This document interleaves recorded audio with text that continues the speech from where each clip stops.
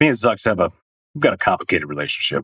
He wants more out of this relationship than I do. Let's just put it that way. Healthy boundaries. That makes sense. Always have healthy boundaries with Zucks. Yeah. Because you give him an inch, he'll take a metaverse. Yeah. You understand? That's good. Yeah.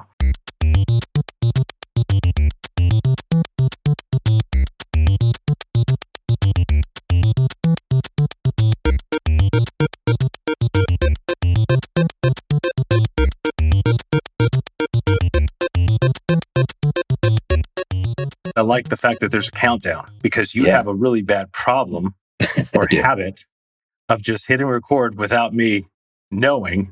Yeah. And that's when I say all my inappropriate shit. And you think, oh, that's funny. Let's go ahead and throw that in the episode. So I am kind of liking that we're virtual right now and I can see what's going on. You know that it's happening. It's all happening. I do know. It's all happening virtually. This is like, I know. The metaverse should always have been virtual. It is virtual, but we can go once in a while in this physical land. Hold on. Are you saying that our podcast should have always been virtual? No, I'm just saying it makes sense that... Eric, we live in the same city. I know. And there's value in physical accountability. Yeah. Like there's certain things I won't say. Yeah. Oh, you won't say it because someone's watching. I'm sorry. No, because you could punch me. I don't want to get punched. I mean, don't get me wrong. It'd be like a little baby fist hitting my face. But regardless, I don't want to get punched. Yeah. And you don't want to get punched. It'll be interesting to see. I would never punch you, by the way. I know you won't. How this will work, being virtual, because we like to play off one another. We like to play with each other. I don't know. We like to interrupt. There's no lag here. There's no lag. So it's pretty good, right? I don't think this is going to be an issue. Right. It might be. I've noticed it's been good with people I've done virtual podcast conversations with, better than Zoom.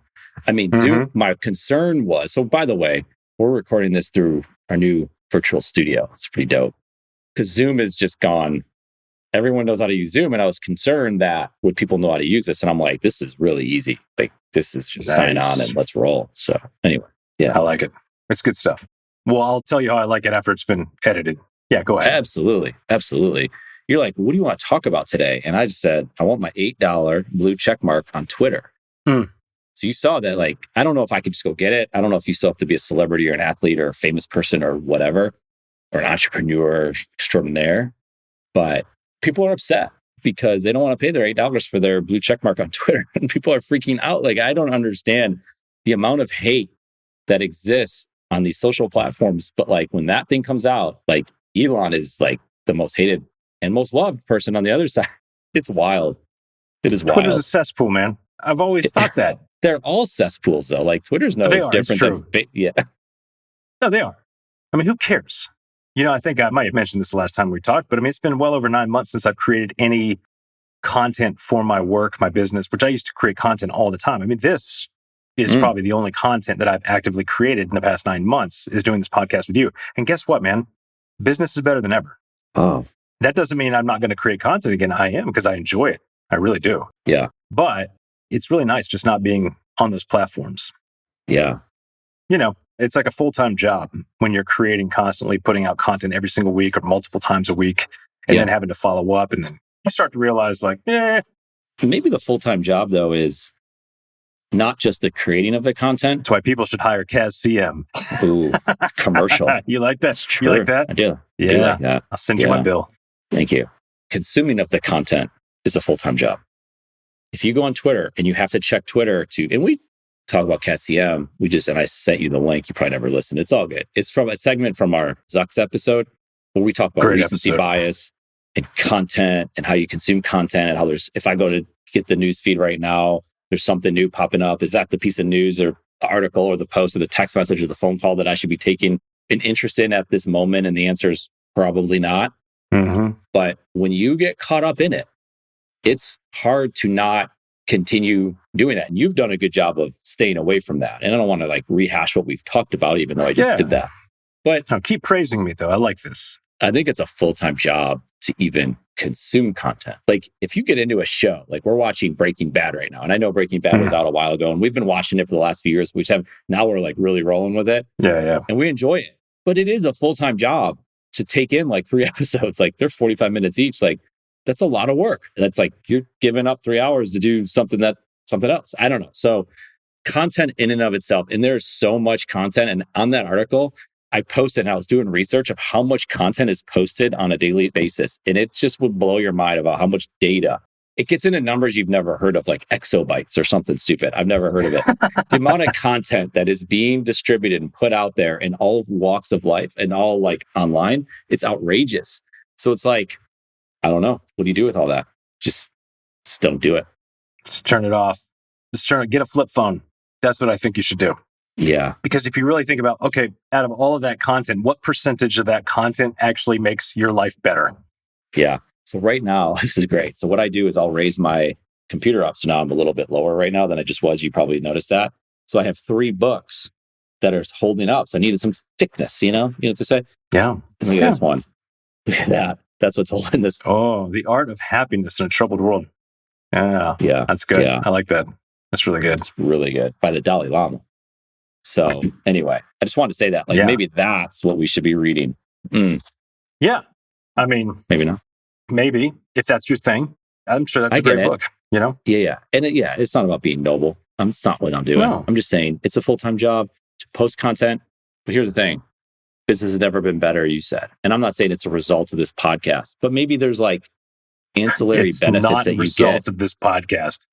Don't overblow it here, buddy. But you seem happier. You seem... I am.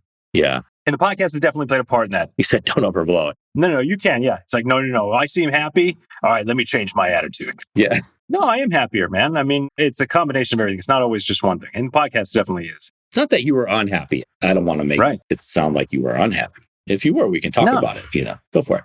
Yeah, no, I wasn't unhappy. Maybe I was unsatisfied. Maybe I was a little rudderless for a while. Maybe, we all go through that. You like that? That's a good word. It's a great word. Yeah. You just visualized me as a boat in the ocean, didn't you? Yeah. That's what you visualized. I enjoy creating content. I think I just got to a point where I didn't really like the content that I was creating anymore. Yeah. It's like, well, I need to take some time.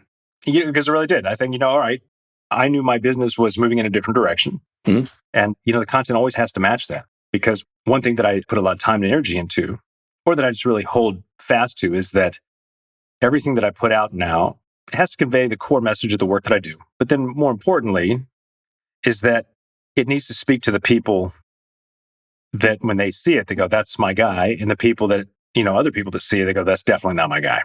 Right? Yeah. That's one thing that's been great about, and I've done that over the past several years. I don't get calls from folks where they haven't already decided that I'm the person they want to work with.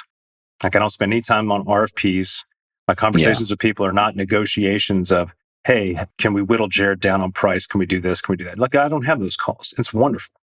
So people call and they already know they want to work with me. And so then it's just a matter of, okay, let's figure out how we can make that happen and how that's going to work for you. And the funny thing is it really just falls into maybe 2 very specific types of work. And it's great. Yeah. So, yeah. That's because they listen to this podcast. That's why there's no questions to be asked. Like, of course they want to work with you. It's because I said, how'd you find me, by the way? Yeah. Was it all the ad dollars you've been spending? Was it Google? No, it was Saviors of the Metaverse. I'm telling you what you can do by putting out content. Like, you just don't know. But I do like how you talked about the content you were creating. It doesn't mean it was bad. It's just like you weren't getting anything out of it anymore. Other people maybe not. And you were just like, I want to change it. I want to iterate. I want to talk to Eric. I want the mics on, I want the cameras on. You know what's cool about this? Now we're going to have video. So my dope background, look at that. I mean, but in the virtual world, in the metaverse, I could probably make this all sorts of crazy stuff. Of course you could. Of course, you pointed out rightly when you texted me that the metaverse crashed.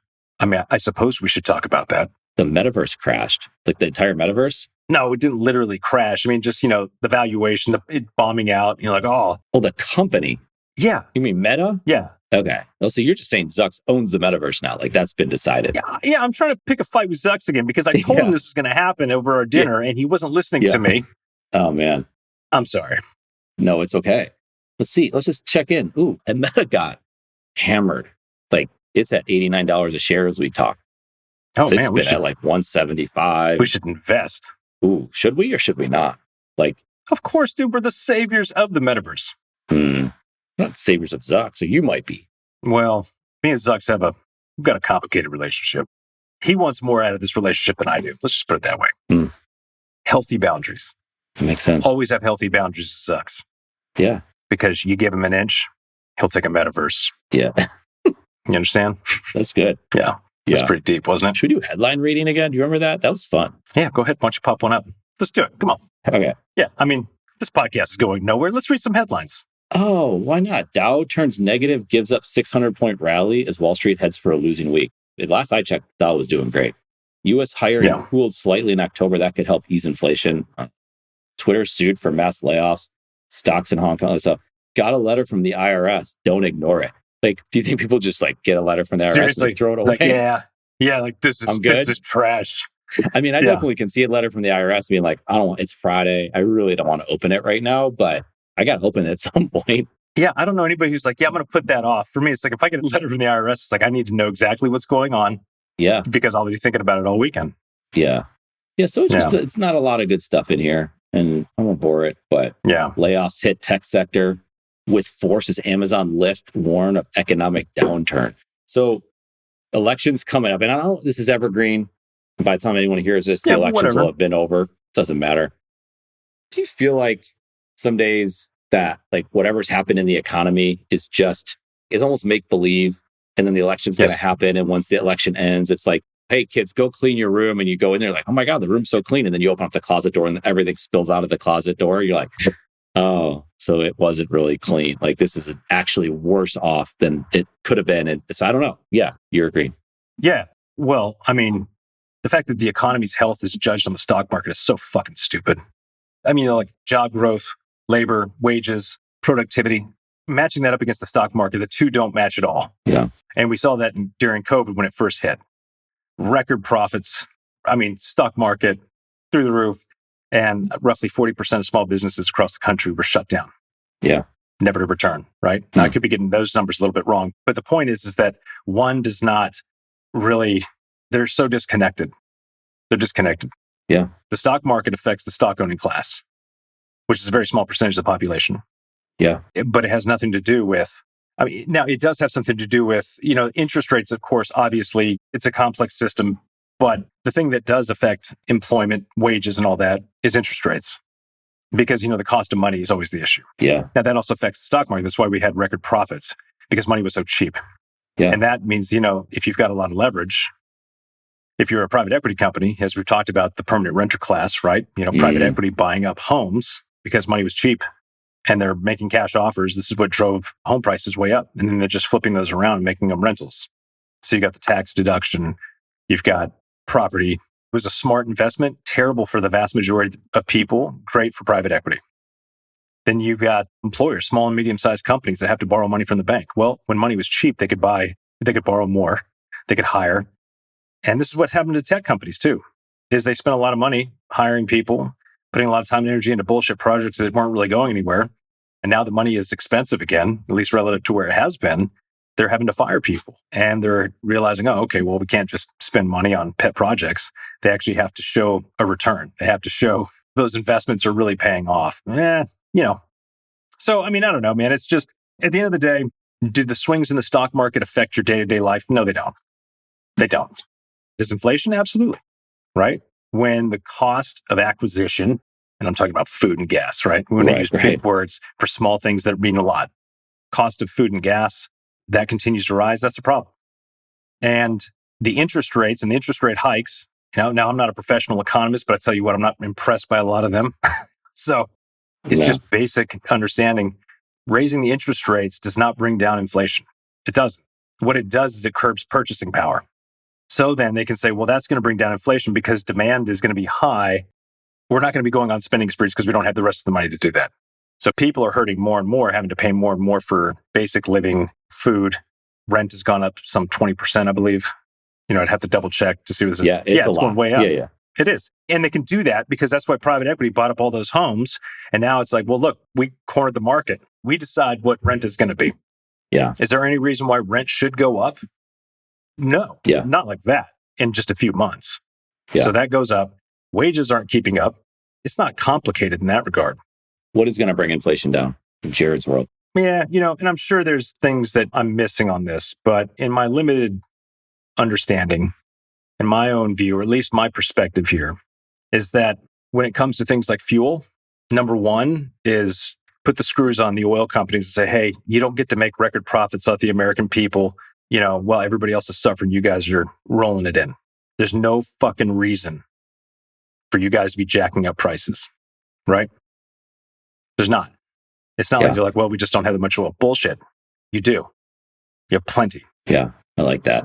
Because it's all based on speculation. It's like, oh, well, 6 months down the road, we may not. Fucking stop. Just stop. Yeah. Right? Because that affects food prices because of transportation. Oh, yeah. Right? So gas prices go up. So all the commercial establishments, Chipotle, all these places, their prices go up because they're just passing it on to you.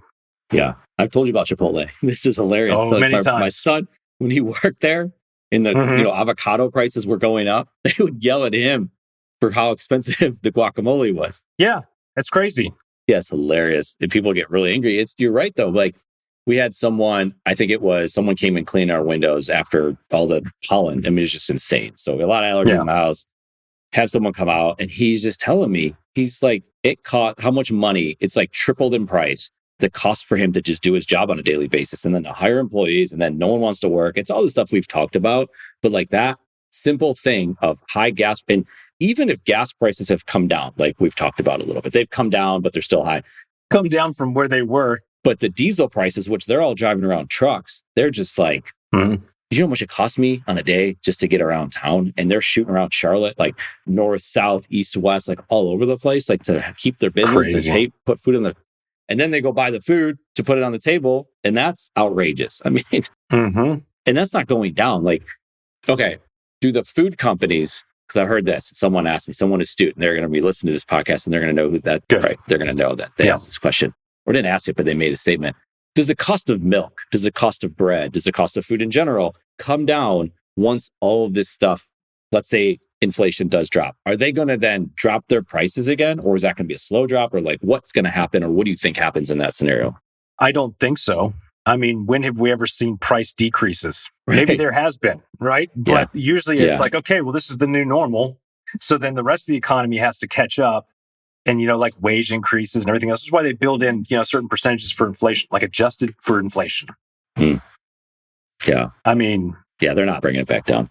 No, of course not. I mean, gas prices may drop again. And I am speaking a little bit out of my ass here, meaning that... It's his saviors of the metaverse. Like maybe there has been... This is true, in which we always put the default in there is like, hey, facts are, we may have some facts, right? And then we may be making some things up, but we're totally fine being corrected on that. Correct. I don't recall a time in my lifetime where when prices have risen on food, for example, that they've come down. Yeah. Right? I don't either. I heard in China, I think it was China, that Tesla car prices have come down. They keep going up here because of demand. And I don't know why that is, right? Maybe people, because they've been quarantined and they're not driving around, so they need to sell more product. I'm not sure. So like that's an example, but that's a different kind of company. But I agree. Well, but think about it like this, right? You don't need a Tesla to live, but you do need food. For sure. So there's no incentive or pressure. Yeah, I'm not comparing. No, I know. But I think that's the real difference. If you're talking about gas, you don't need gas to live. I mean, sure, if you think about how it fuels everything that we get and so on, of course. But I'm talking about you're not drinking gas. If anybody listening to this podcast is drinking gas, please see a medical provider. You're a medical provider right now. But my point is that food... There's no pressure. There's no competition in that sense that's going to bring prices down. Now, unless you're talking about, say, like a Walmart, right? Because they get better deals. If they use it for competitive advantage and say, well, we're going to drop. But that's how Walmart has always operated because they get that, they have ridiculous arrangements. Yeah. Maybe food prices come down. But I mean, when you're talking about, what do we get, like 8.5% inflation? I'm probably getting that wrong too. Yeah. I don't know. No, it's an 8 something. You're right. Yeah. But I know they freaked out when it was like 8.2 and it should have been 8.1. You're like, well, that's not a lot. You're like, no, that's a big deal. And they're like, hey, I got an idea. Let's raise interest rates. Well, is this actually going to impact the cost of food and gas? Well, no, but we're going to do it to curb inflation. Well, is this actually going to help inflation? Well, we're not sure. Get these fucking guys out, man. Seriously? And they're going to raise it again, they're saying. I know. Yeah. It's not doing anything except just, making it harder for the vast majority of Americans to meet their basic needs. I mean, don't get me wrong. They're not squalling in filth and no plumbing. And, it's like, I mean, when we think of poverty, it's very different. I mean, that's relative to where you are in the world. However, in the United States, you do need a lot more just to be able to function and live in society because society demands that of you, right? Yeah. Like you need to have a cell phone. You need to have all these images. Sure. Do you need those things to live? No. But if you want to actually advance in society, you want to get out of your current situation, then yeah, there's a lot of things you need to have. Yeah. I'm not saying that's good.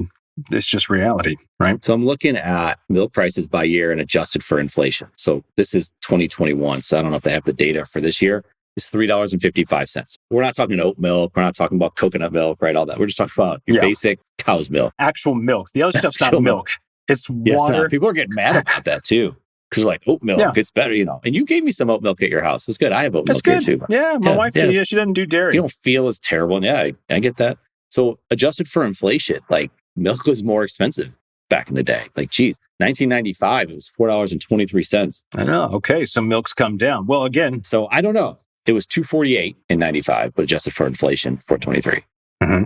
Like, we'll bring an econ major in here next time. Yeah. Because what may have just happened is I made this big bold statement. Like, I've never seen this come down. And then you just search it and go, actually, historically, they do come down. It's like, all right, cool. Yeah. I was proven wrong. Great. Good to know. I don't know. This is one website. This is a US inflation calculator. So I want more data. I was looking up meat, right? Like red meat, like good red meat. Like we like to eat some steak and some burgers. And you always say like, well, meat's bad for you. It's just bad for you. You shouldn't eat meat at all. And so you hear those blanket statements like, don't eat meat. And of course, anything in moderation, right? Of course. Don't drink gas like every day. If you're going to do it, don't drink gas. don't drink gas ever. Don't. The body was not made for that. Yeah.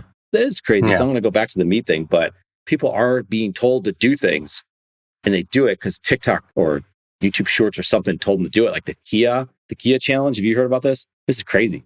So they go steal a Kia. They show you how to steal a Kia. They steal a Kia and they drive it at high speeds. Yeah. Shut up. I'm serious. The just Google it and read about it. Is to commit a felony. A felony. It's bad. Oh. And people are doing it. And sadly, in Buffalo. And then they're posting it? They posted on TikTok. Sadly, in Buffalo, they died, right? So they crashed it into a wall with four teenagers. One of them was 14, had a child when she was 13. Jeez. And they all died. Yeah, it's just like tragic stuff. But you were literally driving around in a stolen vehicle for a TikTok trend. And posting it on TikTok. Yeah. I mean, don't you know the police are going to find you? It's not good. That's the most ridiculous. I can't believe that's real. I mean, I can. Yeah. But it's like, I mean, how stupid do you have to be? So bad. Yeah. Yeah. There was a movie I remember called The Program. James Caan was in it. He had just recently passed. It's a great movie. It's about college football and all this stuff. And there was a scene in the original movie where the quarterback was the leader of the team. And he says, y'all are going to follow me. This is what we're going to do. We're going to go out drinking. We're going to have fun. And we're going to go out in the outskirts of town and we're going to line a train track. And we're going to do it until the very last second or something along those lines. Yeah. And we're going to survive. And they survived, right? Yeah. They made it. It's a movie. But what happened was, so this is back in the 90s, people went out and copied them and didn't survive. So people died. They had to take that scene out of the movie. So it's like people want to say, this goes a lot of different directions, is causing this. No doubt they are, and they're probably causing it, or like things like memes and trends are causing it at a pace that we've never seen before. But this was happening in the past where people are like, I'm going to do that. No different than like James Dean smoking a cigarette. I want to smoke a cigarette because he's cool as shit, right? Yeah. But I'm not to say like these trends shouldn't be happening, but this stuff's been going on, right? These trends shouldn't be happening. Stealing cars should not be happening. No, it shouldn't, but they're doing it. Let's be clear. I mean, I'm not saying it's bad. No, it's bad. It's definitely bad. Yeah. You know, they say, well, TikTok's causing it or this or that. I mean, I talked to a doctor before about this. She was a cancer doctor. And she said, the thing we have to always consider is this, is that are we seeing a rising rates of cancer or do we just have more aggregate data so that we're more aware of how much there is, right? Same thing. Everybody's online, right? So if everybody's on TikTok and, and again, the general everybody, not everybody is. Yeah, then you're going to have more data, more information. So you're going to see a rise, but you have to be really clear on the metrics if you're really trying to get down to say, is this a problem? By the way, stealing cars is a problem. Or does this line up? Does this track with social trends and behavior over time? Yeah. Well, like they said, like shark attacks. Remember, like all of a sudden it was more shark attacks and they came out like, it's actually not anything different. I think this is right again. Just the reporting is higher. It's because the reporting's out there. And now you have social media to follow it. Like every day, it seems like someone's being attacked by sharks. Like they've always been getting attacked by sharks. Like nothing's changed. Well, and the other thing too is that there was for years, when sharks would attack, like right after they attacked, they would make sure, like there was a whole group of them, and they would make sure that the victims knew, like, you fucking say anything, we're going to kill your whole family. Yeah. So people were terrified. But, it's like the mafia. It just kind of fell apart after a while. More people were out fishing, killing sharks, and the sharks weren't able to organize anymore. So their threats were just meaningless. And so people were just feel more emboldened because of social media. Because like, look, they're in the water, shark comes up, and they're like, I'm filming. Shark thinks twice, takes off. I don't know, man. It's a crazy world we live in. Yeah. You go to TikTok and you start typing in Kia, and it literally says Kia Challenge 2022. I don't even have a TikTok account. I know what you're going to have to give them. You know why? Because that's state-sponsored surveillance by the Chinese government. That is a fact. Yeah. And that's not a conspiracy. That is a fact. Well, it's also because of your friendship with Zucks, and that would be like doing things. Yeah, Zucks. I mean, totally. Don't get me wrong. Because he's got his own TikTok. Like it's called Facebook Reels, like Instagram Reels, but they also now have Facebook Reels because they're all like TikTok's eating our lunch. Yeah, of course. With all this consumption that they have, they're destroying them. And so they're like, well, we got to do with that. And they do it. But you being on TikTok would be in violation of your friendship agreement. Well, yeah. With Zucks, not with me. Yeah. No. You and I have no boundaries, right? But Zucks and I do, because he's sensitive. It doesn't matter how powerful or rich he is. He still is like, he gets upset, man, about some of this weirdest stuff.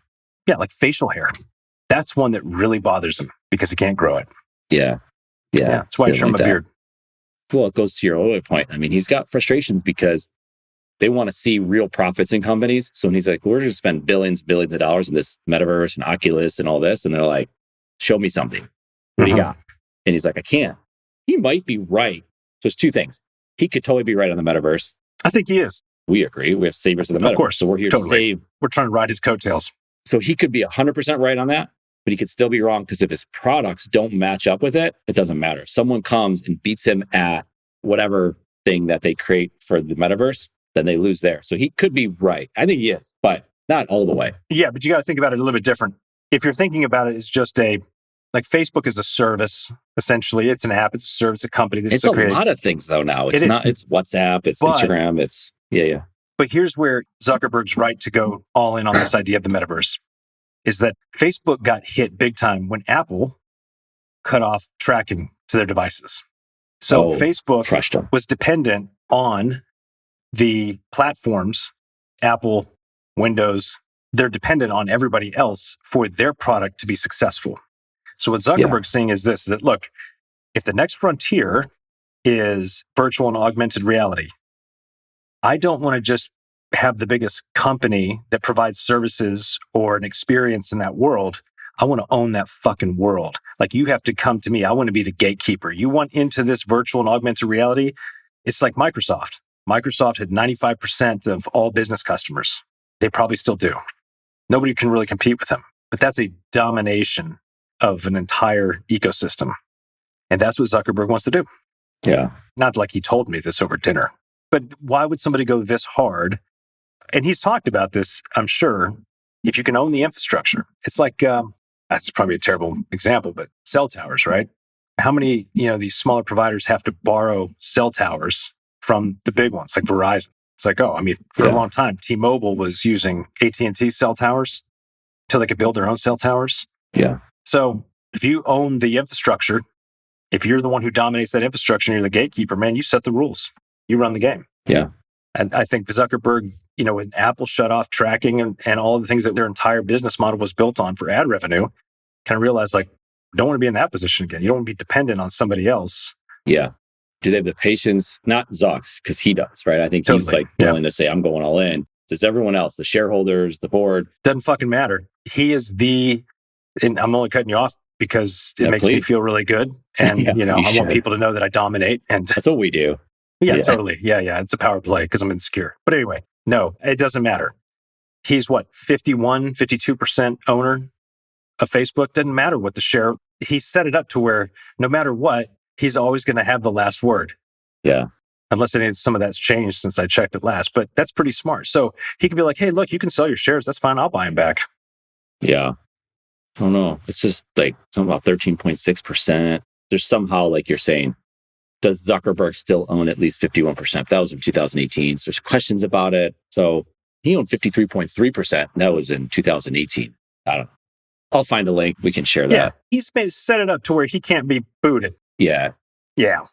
He's the big guy. Because it can't just be, it wouldn't make sense to say, well, we just want to be a social media platform. Because like social media is not what it was like when social media was like interacting with people that you know or people that you met, and then you would engage with them. And now it's become, now you're doing it with people that you don't know. Mm-hmm. And now you're getting content. That's why TikTok's doing so well, because the algorithm isn't focused on, I don't care what you had for dinner last night. The content's focused on the content that I'm actually interested in. So if I am interested in what people are eating, I'm going to get content from people I don't know about the food that they're making and consuming and going out and getting, right? So like the algorithms change.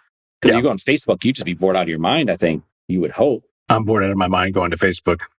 Yeah. Oh, Facebook's... That's terrible. Well, Facebook, you don't go there anymore, I don't think. Like if I go to Facebook, there's a group I'm a part of. It's called Trends, and it's like entrepreneurship, and they talk about business ideas. Whoa. Yeah, it's good. You should be in there. You want to join? Your co-host is a futurist. What are you doing fucking around in Facebook groups, man? I'm giving ideas and bringing them to you. I guarantee you, almost all the information they're putting out there is old news. Come talk to me for a fee. Okay.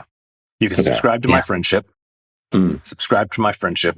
That's a hell of an idea. That is $5 a month, and you have a friend. Well, there's a whole thing I just saw. Man. There's been I studies. think we're onto something. Yeah, studies. You like studies, right? Cut the mics.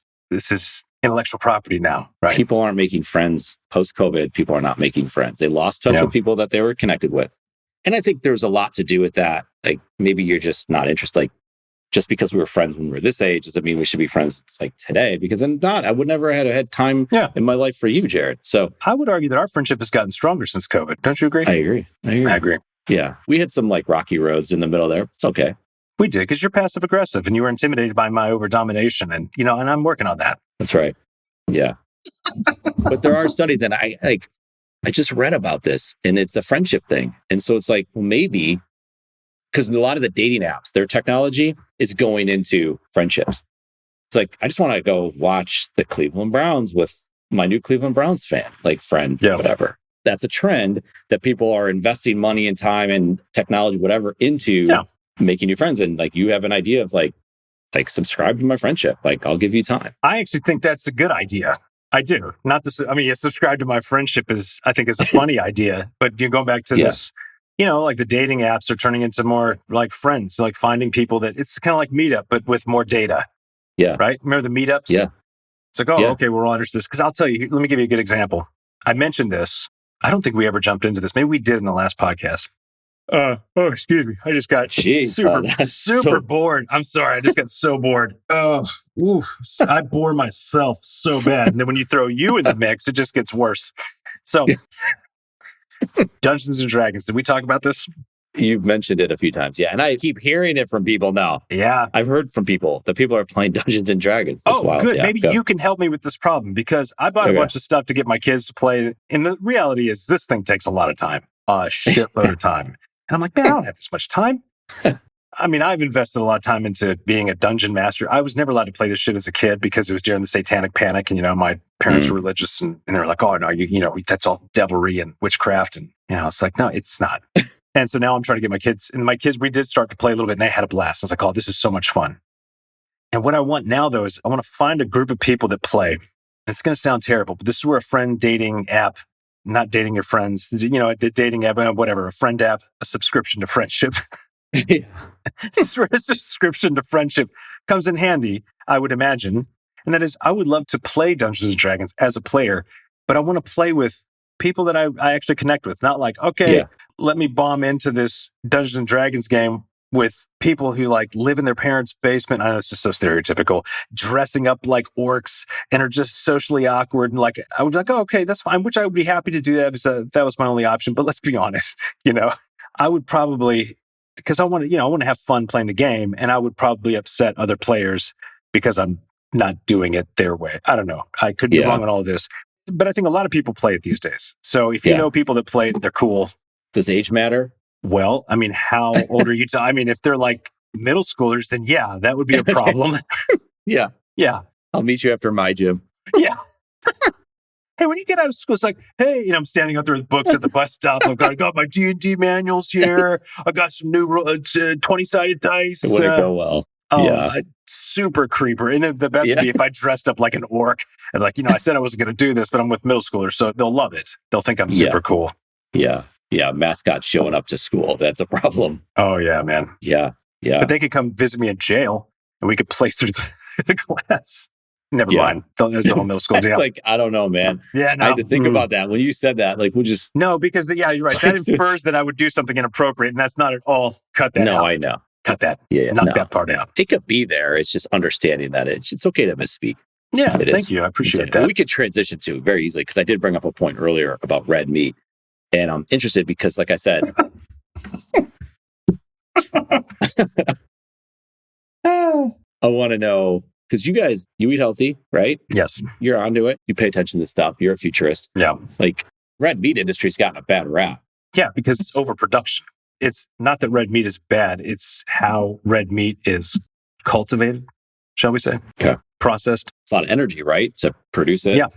We talked about this when we were talking about the concerns over population. Yeah. And then my position on population is that, look, there's plenty of space for even more population. The problems that we face, it's our manufacturing. It's our food production. Yeah. Because if we say, well, we're going to have a problem with overpopulation, it's because we're looking at it through the lens of how we cultivate food. This means more rainforest being chopped down to make room for beef cattle. Beef cattle, that's two separate things. That's like wet water. To make room for more beef, more cattle to be raised and then slaughtered. Because we believe, well, we got to feed people red meat every day. No, you don't. In that industry too, they're also being subsidized. So again, if we just change the paradigm, we get rid of subsidies, things that incentivize bad behaviors that make overpopulation a real problem, then we can solve it. There's far too much arguing and navel gazing on the surface, but that doesn't actually get to, okay, what's going to really move the needle? Well, what always moves the needle is if you go after incentives. Yeah. You change the incentives, you change everything. It's so simple. So simple. I'm interested. Of course you are. Okay. I know you said... I just Googled navel gazing. Oh, you didn't know what that is? Yeah, I could figure it out, but I wanted to see it. And it's pretty amazing. Some of the pictures that come up on Google of Anyway. All right, well, no, I got to look it up now. That's too. a good word. You do. Yeah. All right, yeah. Self-indulgent or excessive contemplation of oneself on a single issue at the expense of a wider view. That's the definition. That's a great definition, by the way. It is a great definition. Let me go to images. That's a good word. Like, this episode is called the navel gazing. I don't know, maybe not. But oh, God. First thing comes is this little baby point looking at its belly button. Yeah, these don't make any sense. Yeah. Oh, wow. Navel that gazing. Was interesting. This one's interesting. We're going to get lost here now. Yeah, we're gone. In case you haven't noticed, we love podcasts. In fact, we love building podcasts, everything from development to production. Because of all that, we're building a one-of-a-kind podcast network. If you have a podcast or looking to launch a new podcast, then we should talk. You can message me on Twitter at Eric_Kaz or hit us up any way that works for you. Let's talk about your podcast joining this one-of-a-kind podcast network.